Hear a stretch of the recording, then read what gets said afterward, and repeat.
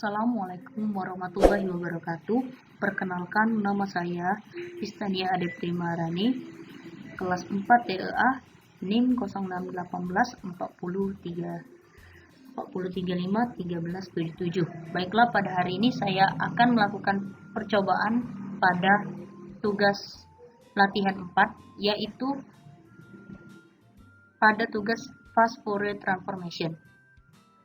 Baiklah, di sini saya akan memperkenalkan alat dan bahan terlebih dahulu. Alat yang harus kita gunakan adalah laptop sebagai media untuk membuka software dan menjalankan softwarenya. Yang kedua adalah software MATLAB. Sekarang saya telah berada di dalam software MATLAB di sini saya menggunakan software MATLAB 2015.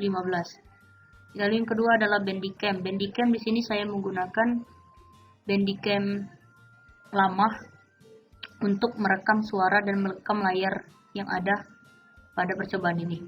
Lalu di sini adalah Wondershare Filmora. Ini bermanfaat sekali sebagai untuk saya mengedit hasil video yang akan saya perkecil nantinya. Baiklah, di sini juga sebelum kita masuk apa yang harus kita lakukan, di sini saya akan membahas sedikit yang terdapat pada LMS. Jadi di sini perintahnya adalah menjalankan aplikasi Fast Fourier Transformation dengan MATLAB mengikuti prosedur sebagai berikut. Secara umum, Fast Fourier Transformation itu adalah satu bentuk transformasi yang umum digunakan untuk merubah sinyal dari domain waktu ke domain frekuensi. Itu yang disebut dengan Fast Fourier Transformation. Baiklah, sekarang kita akan melakukan percobaan dengan menggunakan MATLAB yang sebelumnya sudah saya rangkum ya. Sudah saya rangkum di sintaks di editor pada MATLAB, sehingga kita tinggal copy paste saja di sini. Lalu kita akan membahas hasil dari percobaan ini. Baiklah teman-teman, kita langsung saja masuk ke percobaan pertama, yaitu membangkitkan fenomena git. Kita copy saja, lalu kita paste di sini di command window, enter, sehingga didapatlah sinyal seperti ini. Berdasarkan dari output yang ini adalah langkah pertama kita untuk menghasilkan fenomena git, yaitu menghasilkan sinyal sinusoida, membangkitkan sinyal sinusoida.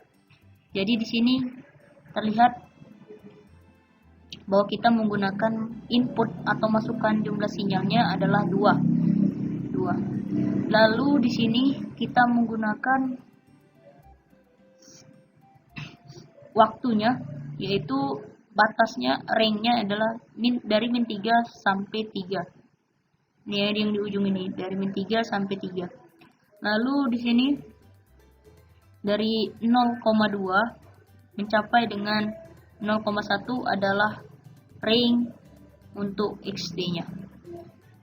Dan di sini ada juga perhitungan secara matematis, yaitu theta dan xn.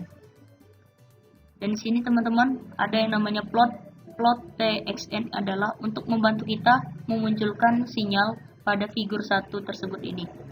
Lalu X label di sini menunjukkan label atau judul untuk melabeli tulisan waktu ini.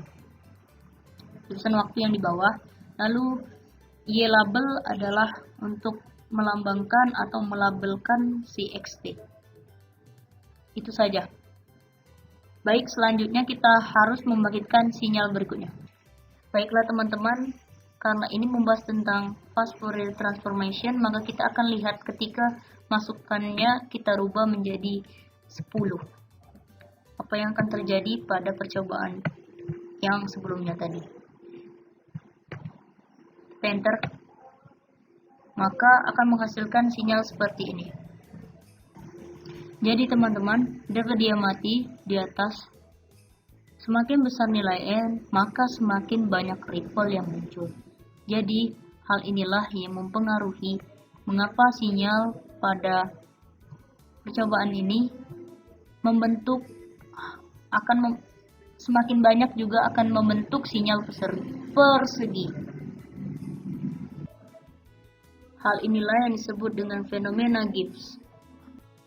Baiklah, jika tadi kita sudah melihat sinyal fenomena Gibbs, maka sekarang kita akan membangkitkan sinyal frekuensi pada sinyal tunggal. Yang pertama adalah kita kopikan terlebih dahulu sintaks yang sudah kita ketik di editor script. Lalu kita copy, lalu kita paste di sini dan enter, sehingga langsung secara otomatis figur akan menunjukkan kedua sinyal yang pertama. Sinyal yang pertama yang di atas adalah sinyal waktu, yang mana domainnya adalah sinyal domain waktu, yang mana bentuknya adalah sinyal sinusoida. Sedangkan sinyal yang di bawah ini merupakan sinyal dalam bentuk frekuensi. Inilah yang disebut dengan sinyal tunggal, yaitu semakin besar nilai A yang dimaksudkan, maka frekuensi yang dihasilkan puncak dalam banyak terpotong.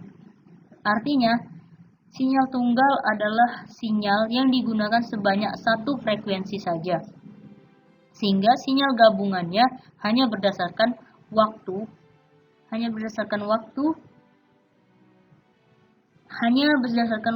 dan frekuensi. Baiklah, jika tadi kita sudah mempelajari 2 sinyal, maka sekarang kita lanjut ke 4 sinyal. Caranya sama seperti tadi, kita copy hasil dari script, lalu kita pastekan di sini, lalu kita enter, sehingga mendapatkan output seperti ini. Pada kombinasi 4 sinyal, frekuensi yang digunakan sebanyak 4 frekuensi dan hasilnya dalam domain waktu dan frekuensi. Baiklah, di dalam output ini terlihat bahwasanya ini merupakan domain waktu, sinyal dalam bentuk domain waktu, sedangkan yang di bawah adalah bentuk domain frekuensi. Semakin tinggi harga frekuensi yang dimasukkan, maka semakin banyak juga sinyal diskontinuitas yang dihasilkan. Sebagai bukti adalah ripple yang dihasilkan ketika frekuensi naik. Ini ya yang dimaksud dengan ripple.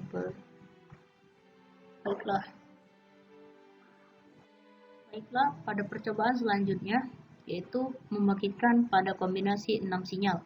Caranya sama seperti tadi, kita kopikan terlebih dahulu yang telah kita ketik di script, lalu kita pastekan di sini, lalu kita lihat apa hasilnya. Nah, hasilnya akan seperti ini. Frekuensi pada kombinasi 6 sinyal didapatkan bahwa lebar sinyal dihasilkan lebih besar dibandingkan pada kombinasi 4 sinyal, 2 sinyal, dan 1 sinyal, alias sinyal tunggal. Sehingga lebar ripple yang didapatkan juga semakin lebar mengikuti lebarnya sinyal yang dihasilkan. Baiklah, di dalam percobaan ini yang di atas adalah sinyal dalam bentuk domain waktu, sedangkan yang di bawah adalah sinyal dalam bentuk frekuensi. Dan yang sepanjang jalan ini adalah yang disebut dengan ripple. Jadi kesimpulannya dari praktikum ini, analisa sinyal dalam domain frekuensi ini dapatkan bahwa fenomena Gibbs adalah kondisi di mana deret Fourier-nya mengalami kekurangan dan kelebihan di sisi diskontinuitas sinyalnya. Dan perbedaan dari frekuensi pada kombinasi sinyal tunggal, 2 sinyal, 4 sinyal, dan 6 sinyal adalah terletak pada jumlah sinyal masukan, sehingga hasil yang didapatkan bervariasi. Baiklah, selanjutnya kita akan menampilkan dan melakukan praktikum pada soal yang ketiga, yaitu membuat perintah-perintah di atas ke dalam bentuk GUI, sehingga akan menghasilkan output secara langsung. Baik, di sini kita langkah pertama yaitu ketikkan GUI di guide terhadap common window, sehingga akan langsung muncul guide quick start. Lalu di sini ada 4 kategori di sini yang bisa kita pilih, namun sini kita pilih yang pertama saja, blank guide default. Lalu oke kan di sini. Dan langsung tampilannya seperti ini.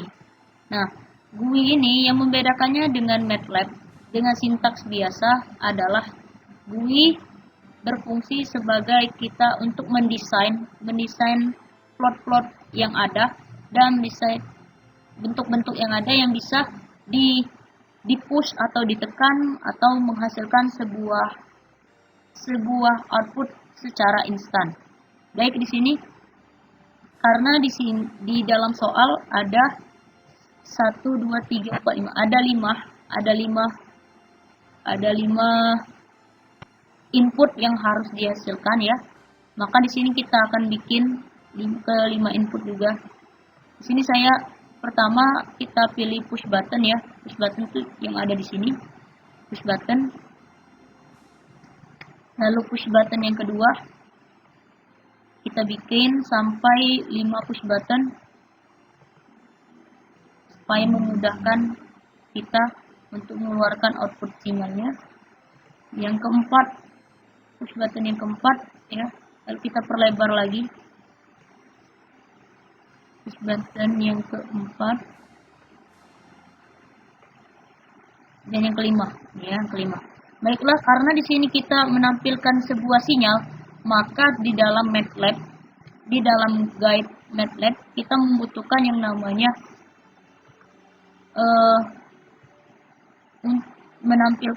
untuk menampilkan sinyalnya, yaitu di dalam MATLAB ada yang disebut dengan akses.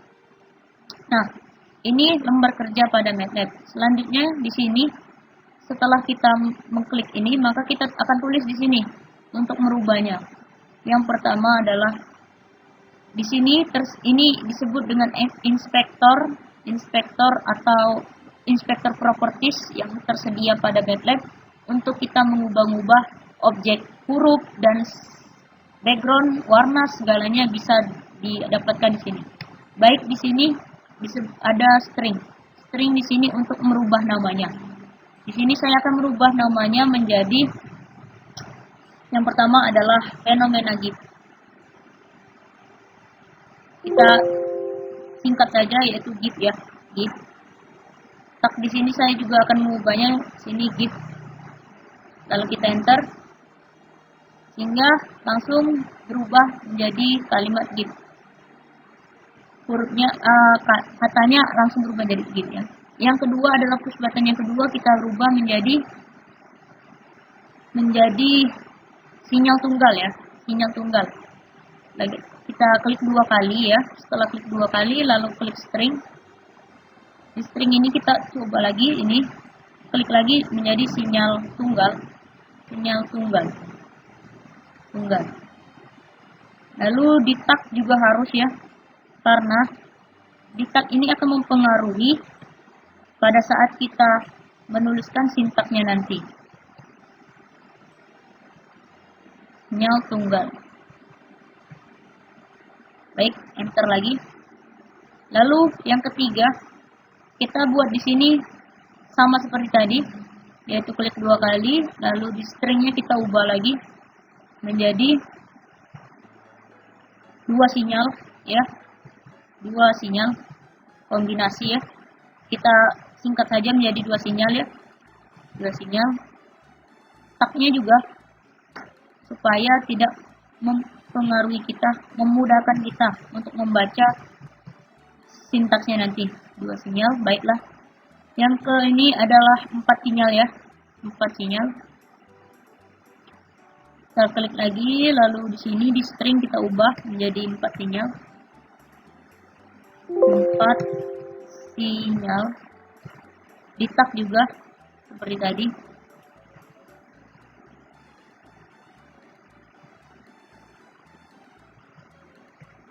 Lalu kita enter lagi.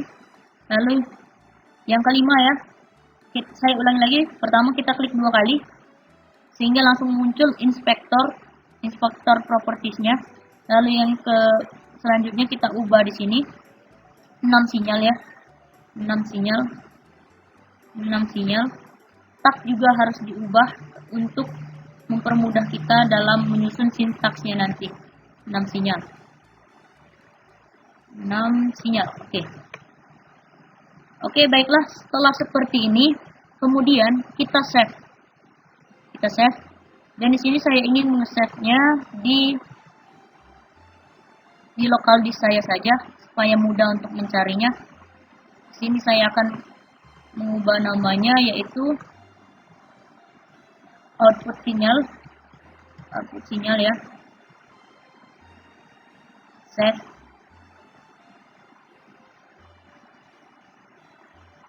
Oke. Nah, selanjutnya akan keluar seperti ini. Baiklah, di sini ada git callback. Nah, git callback di sini adalah sebuah push button yang telah kita bikin tadi dan harus diisi dengan sintaks yang ada di sini. Dan di sini kita copy lagi, kita copy saja, lalu kita pastekan ke bawah tulisan function git. Ya, seperti ini ya.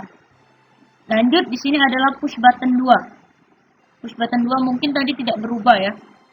Push button 2 itu adalah pengamatan sinyal tunggal.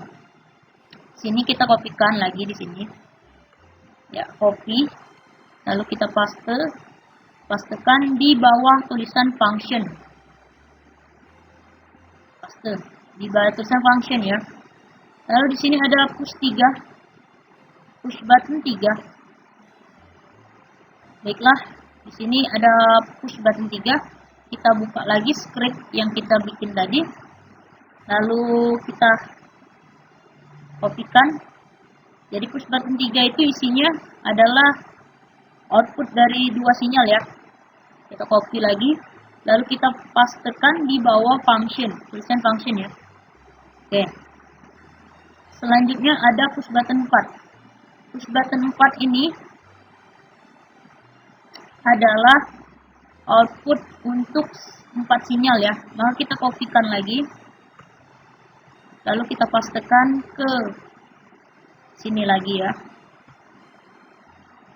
Baik, selanjutnya ada push button 5.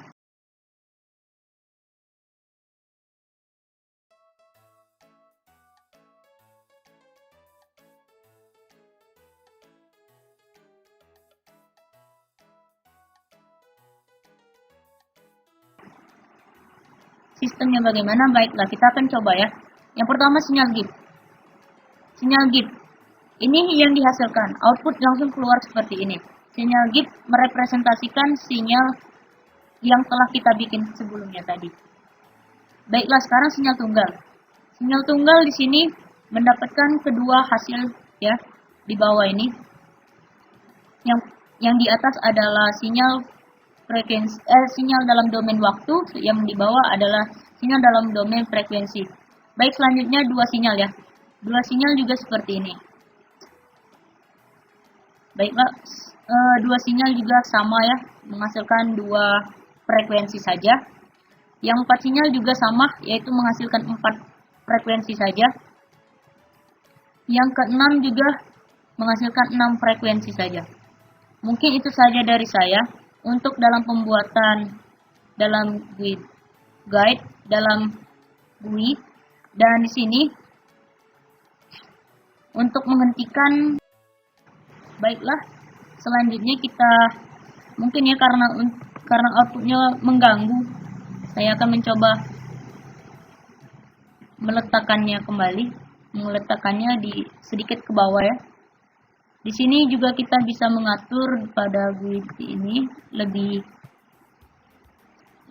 mudah dihasilkan. Baiklah, di sini kita coba colornya kita ubah menjadi warna biru ya. Ya, kita coba lagi ya. Oke, kita langsung runkan saja. Nah, ini adalah output yang dihasilkan. Yang pertama adalah sinyal git. kita bisa mendapatkan sinyal GIF ini berdasarkan dari percobaan kita tadi. Yang kedua adalah sinyal tunggal. Sinyal tunggal ini sama seperti yang kita tadi ya. Ini masih tetap tertutup. Pada dasarnya ada 4 jenis Fourier transform, yaitu DFT atau discrete Fourier transformation, Fourier series, lalu DTFT yaitu discrete time Fourier transformation, dan CTFT yaitu continuous time Fourier transform. Perbedaan keempat jenis transform terletak pada domain waktu, discrete atau continue, dan sifat sinyal periodik atau aperiodik tersebut. Baiklah, pada percobaan selanjutnya kita akan membangkitkan sinyal FFT atau Fast Fourier Transformation. Hampir sama seperti yang tadi, namun yang membedakannya adalah hanya sebuah outputnya. FFT atau Fast Fourier Transformation adalah versi cepat dari DFT atau Discrete Fourier Transformation atau DFT.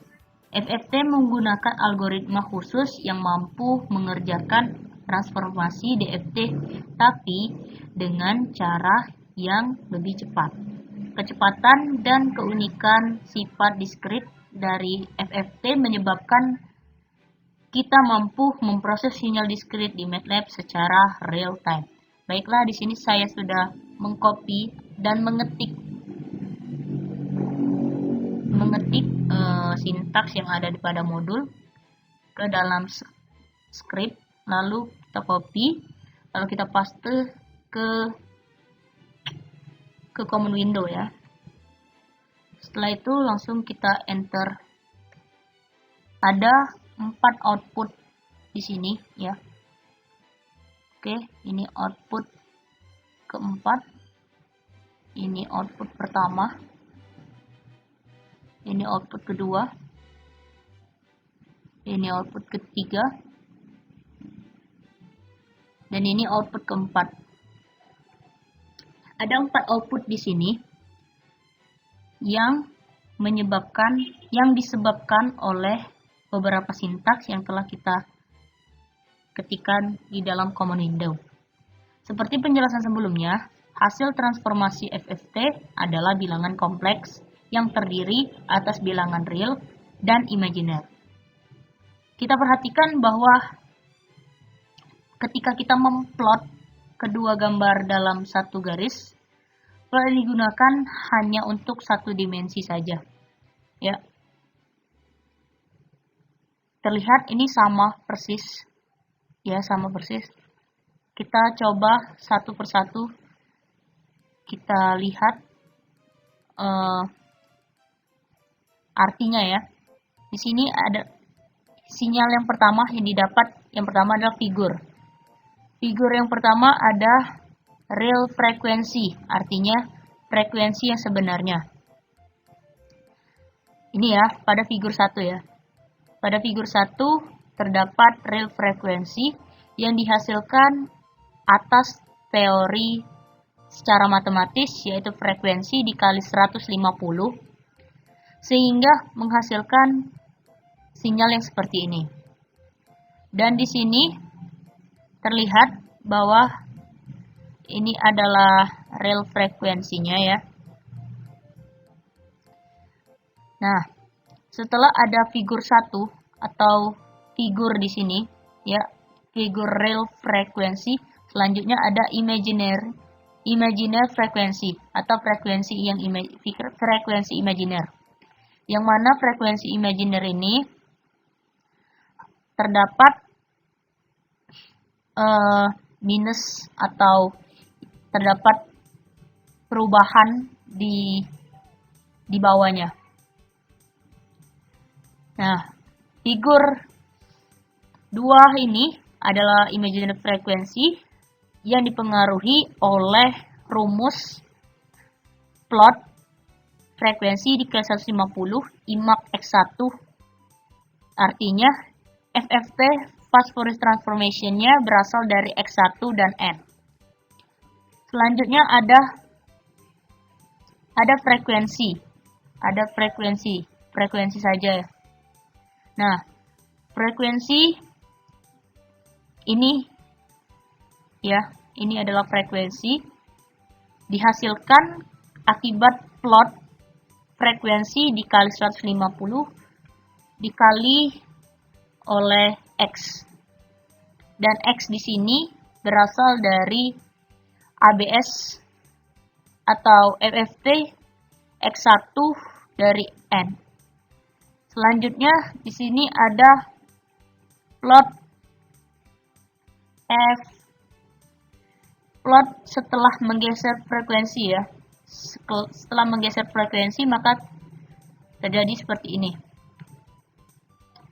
Ini dipengaruhi oleh plot dengan rumus frekuensi dikali 150 dikali dengan X label. Maksud saya X label di sini adalah merepresentasikan label dari setelah menggeser frekuensi. Baiklah, itu saja filosofi dan teori dari fast Fourier transformation pada percobaan kali ini. Baiklah, pada percobaan selanjutnya kita akan menggunakan fast Fourier transformation dengan menggunakan frekuensi suara, menghasilkan suara. Jadi di sini kita sudah menyiapkan script sintaks dari modul yang telah kita copy dan telah kita ketik. Lalu langsung saja kita copy di sini sintaksnya untuk menghasilkan sinyal suara.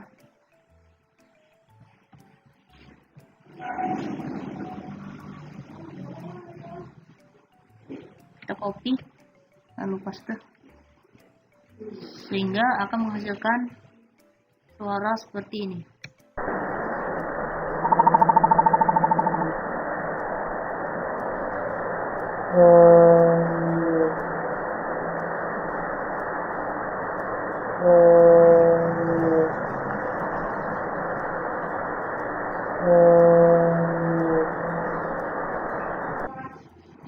Jadi, baiklah, saya akan menjelaskannya.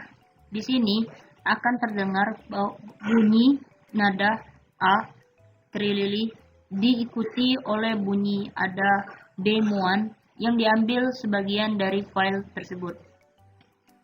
Nah, oleh karena itu, analis suara ini dihasilkan karena hasil FFT terdiri atas bagian real dan imajiner. Plot bagian real dan imajinernya adalah perintah plot dengan bantuan koma untuk menampak jelaskan suaranya.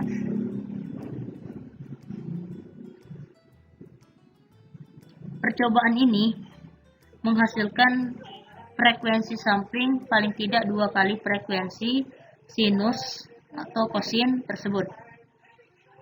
Dan di sini kita menggunakan perintah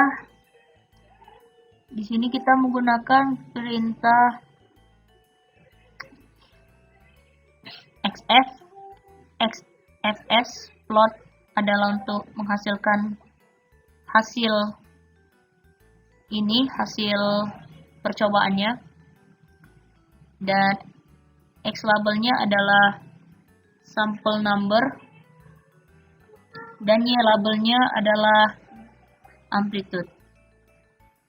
Selanjutnya kita akan mencoba percobaan dengan suara pause. Di sini kita masih menggunakan memori dari percobaan sinyal suara ya, karena inputnya berasal dari sini. Kita masukkan lagi, lalu kita enter.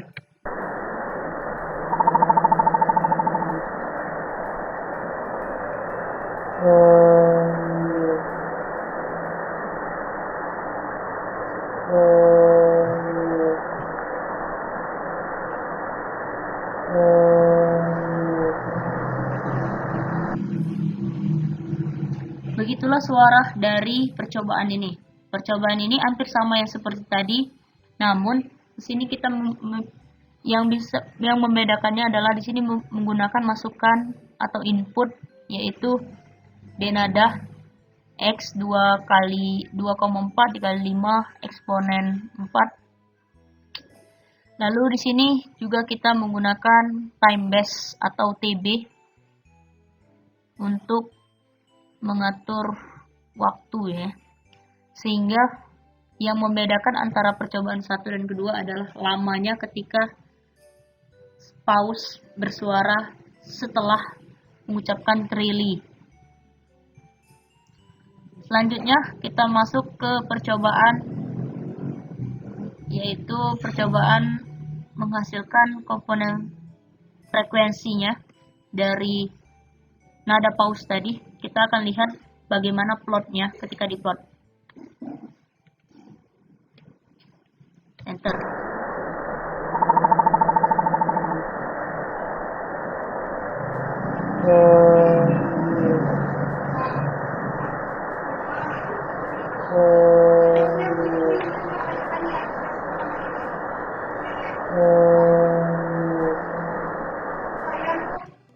Jadi begitulah suara dari komponen frekuensi yang kita dapatkan.